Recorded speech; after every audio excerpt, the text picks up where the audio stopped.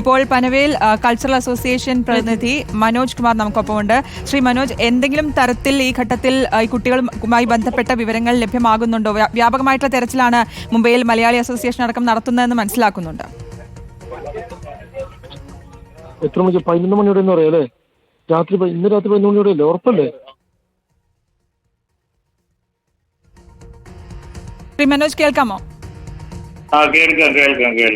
ഈ കുട്ടികളെ കുറിച്ച് എന്തെങ്കിലും തരത്തിലുള്ള വിവരങ്ങൾ ലഭ്യമാകുന്നു? ഇപ്പോ വിവരം ലഭിക്കുന്നതനുസരിച്ച് ഞങ്ങളുടെ പ്രതിനിധികൾ പനവേൽ റെയിൽവേ സ്റ്റേഷനിലുണ്ട്. ഓക്കെ. അതുപോലെ തന്നെ ഇവരെ കണ്ടുകിട്ടാൻ വേണ്ടി അവര് സ്റ്റേഷൻ പരിധിയിൽ തന്നെ ഉണ്ട്.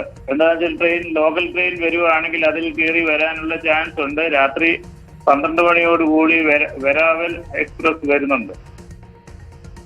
ശ്രീ മനോജ്, നമുക്കിപ്പോൾ അവസാനമായിട്ട് ലഭിക്കുന്ന ഒരു വിവരം, ഇപ്പോൾ ഏറ്റവും ഒടുവിൽ ലഭിക്കുന്ന ഒരു വിവരം അനുസരിച്ച്